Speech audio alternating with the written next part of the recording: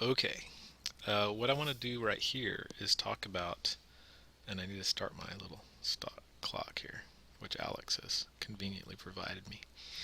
Um, and I've broken the 5 minute barrier, which is good. Now I have 10 minutes because YouTube's limit is 10 minutes.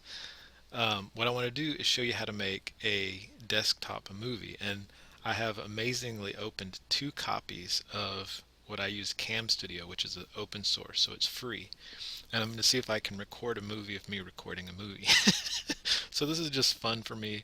And if anyone out there feels the urge to create a help video for other people, then I want to help you help them. See, we're all helping each other here.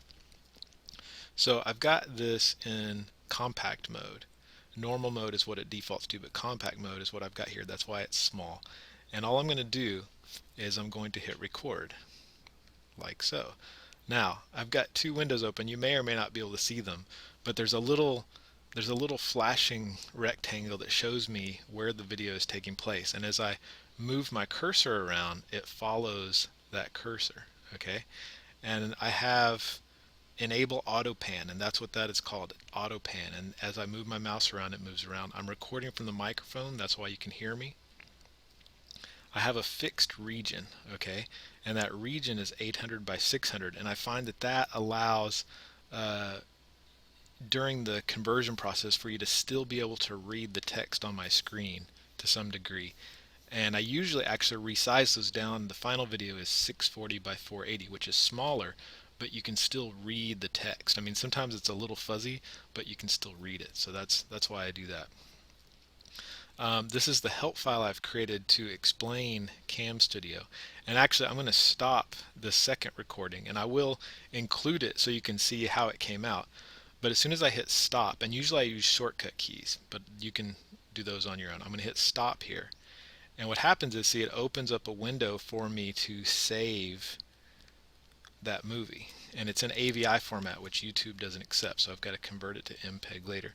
So this is the movie within a movie, AVI. And I'm going to save that. And see, now what happens is CamStudio has to go through a process of doing whatever it does to sort of either make that movie. I don't know what it does, but it takes a while. So I usually, I'm answering posts or doing other stuff while that's taking place. Now, see, I'm still moving around. I've got another version of CamStudio running on a different screen that you can't see that's doing that. I'm watching my clock over here to make sure, and if that gets down close to 0, I've got to stop the video. And, I can just sit here and do a little tap dance and dance around while we wait for CamStudio to complete. And let me minimize my browser window here. I'm going to minimize this, and I'm going to minimize that. And I'm going. These are some of the videos I have made, and you can see here I've got them all. These are my 5-minute versions. This was a test that went very wrong. So I'm going to minimize that. Now, the second version of CamStudio has opened up a player, okay? So, and I don't know how this is going to work. I don't know if it will actually be able to capture the video of the video, and you won't be able to hear me talking, unfortunately, because that's only going to show up in my speakers, and it won't go to the microphone. But I'm going to hit play here. I can myself talking. I don't know if you can. Probably can't. Let's stop that. This is getting really confusing. Stop. Oh, please stop.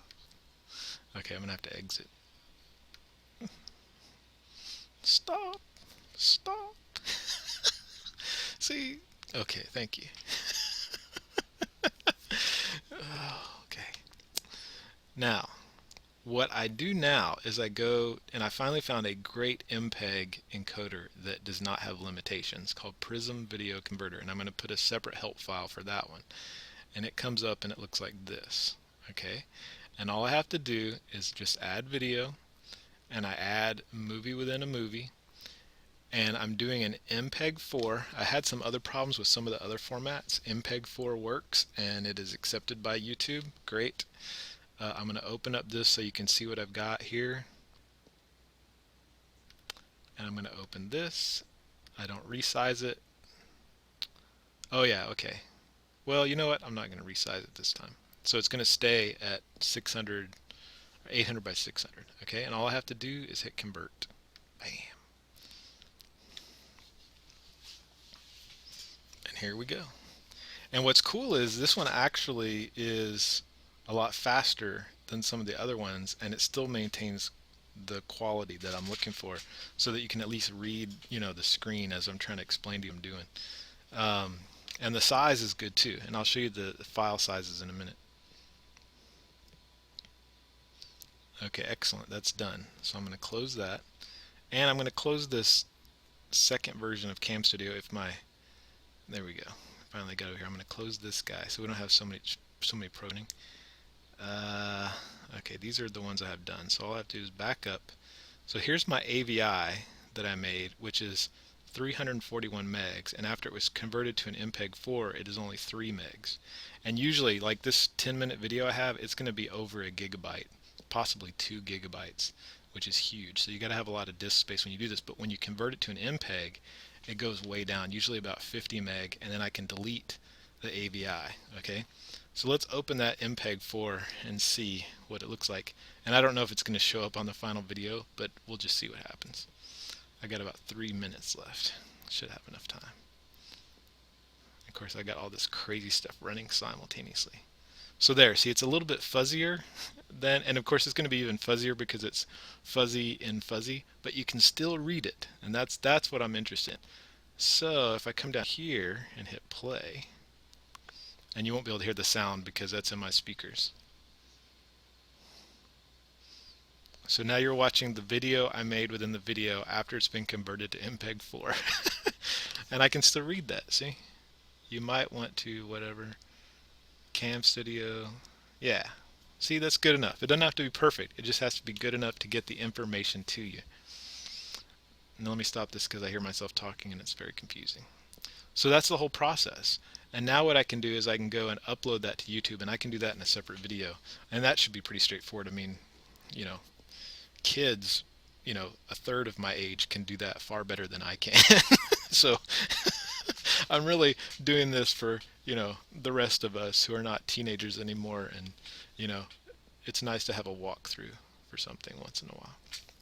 And I'm doing this so that other people, if you feel inspired to create help for other people through this community we're creating, that you have the tools to do so. Because I don't want to, be the person putting all this stuff out here. I want like people to come together and work together for a meaningful dialogue so that we can all share and interact and, I don't know, just have a joyful experience in being ourselves, whether that's joyful or angry or sad or depressed or happy or whatever.